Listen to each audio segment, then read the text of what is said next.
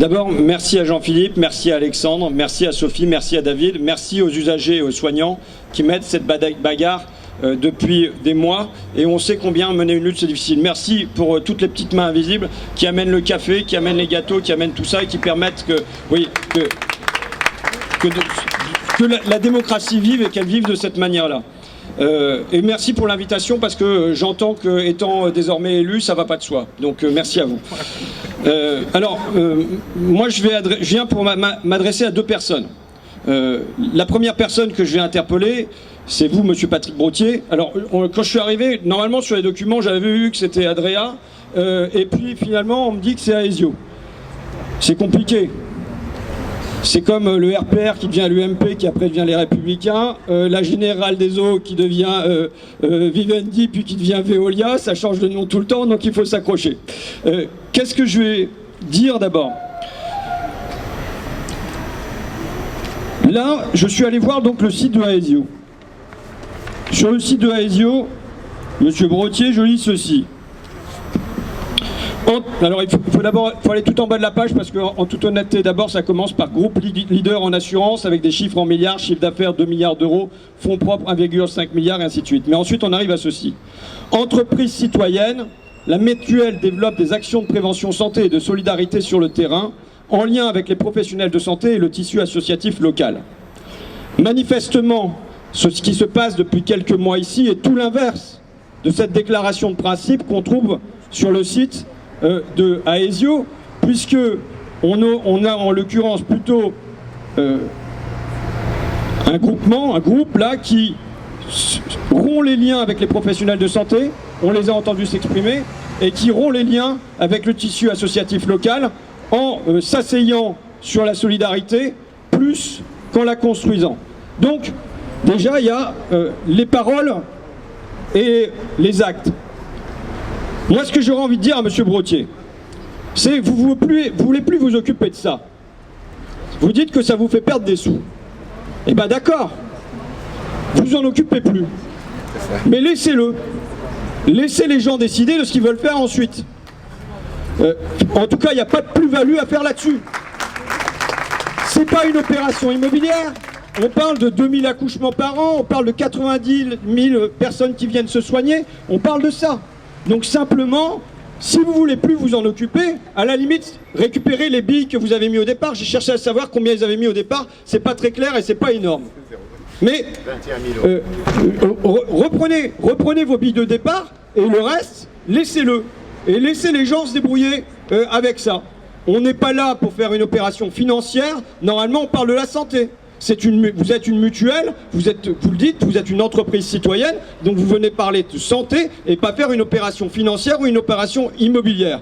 C'est la première chose que je veux dire, plutôt que de donner ou de vendre au mieux offrant, permettez que les gens choisissent eux-mêmes, et puis c'est tout. Voilà, d'autant que ça a des conséquences quand même quand on dit que c'est un centre de recherche aussi en matière cancérologique, c'est du soin et c'est de la recherche, et c'est là-dessus qu'on s'assoit. Bon, voilà pour M. Brotier. Moi, j'ai envie de m'adresser au ministre de la Santé, surtout. Parce qu'il y a dans ce dossier un silence étonnant, un silence bruyant, un silence assourdissant. C'est celui du ministère de la Santé. Et je ne pointe pas du doigt, là, particulièrement M. Véran, mais aussi sa prédécesseur, puisque ça fait des mois que ça dure, et depuis des mois, alors qu'on nous dit que ça représente 25% de l'offre de soins sur le bassin grenoblois, silence du ministère de la Santé. Ils n'ont rien à dire. Quand 25% de l'offre de soins risque de basculer vers le privé lucratif, le ministère de la Santé se tait.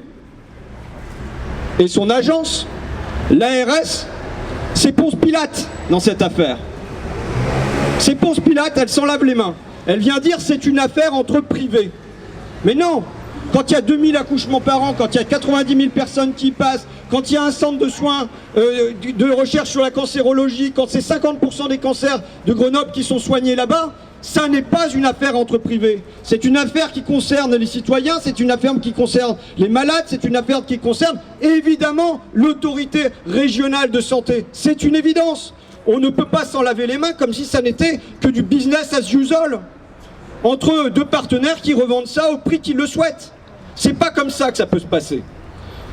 C'est pas... Et là, donc, on attend du ministre de la Santé, Olivier Véran, qui, vous avez de la chance, est de Grenoble, une prise de position, et une prise de position forte, et qu'on en finisse avec ce silence assourdissant du ministère de la Santé là-dessus.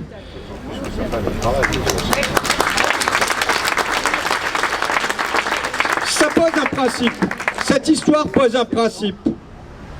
L'actionnaire, le propriétaire, ne peut pas être le seul maître à bord.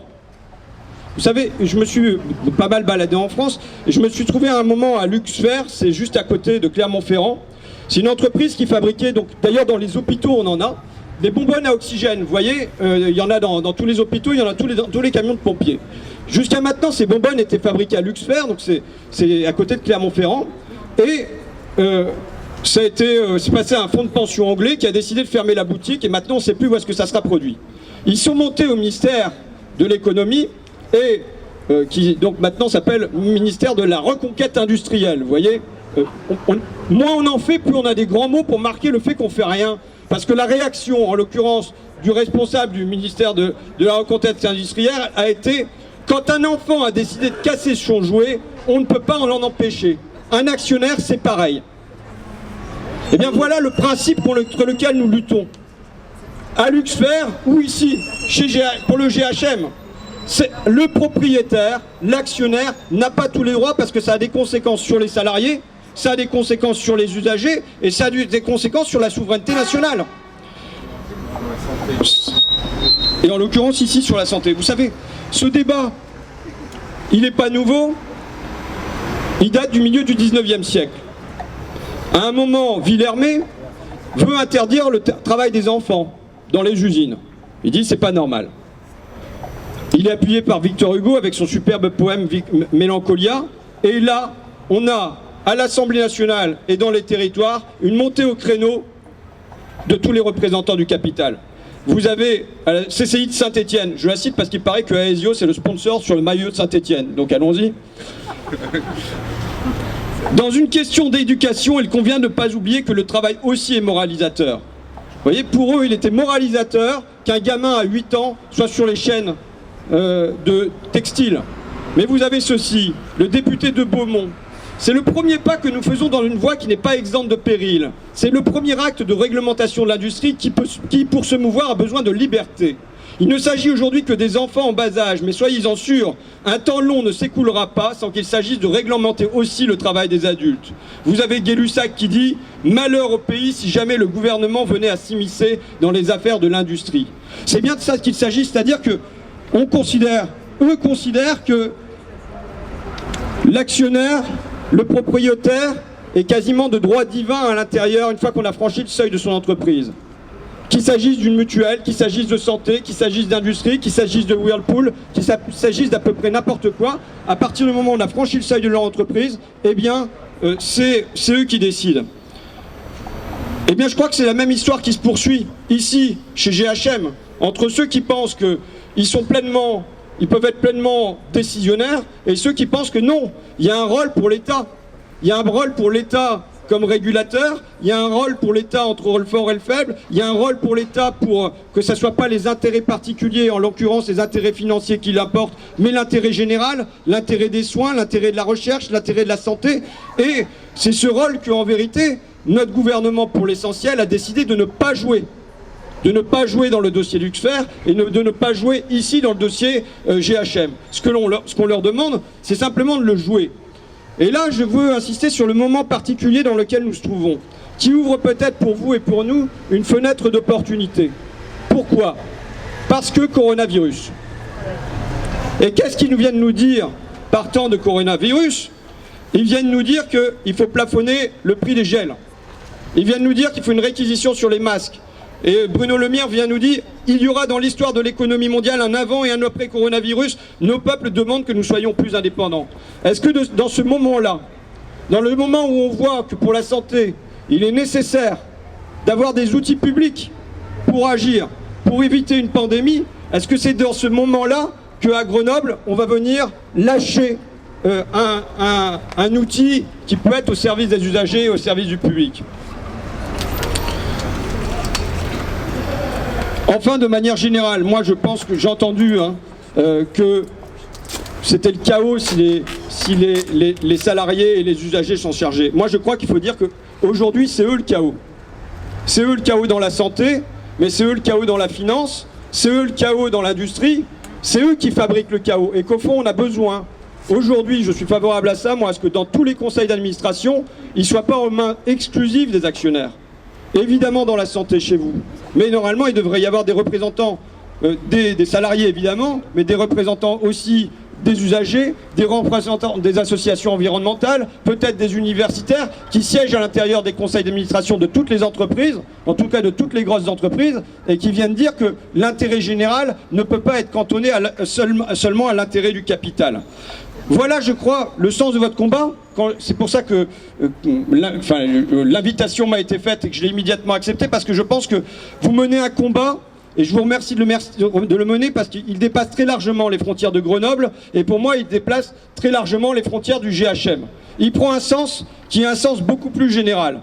Ce sens-là, c'est quel est notre malheur aujourd'hui? C'est le sentiment que notre destin commun nous échappe, que nous avons plus prise sur notre destin commun.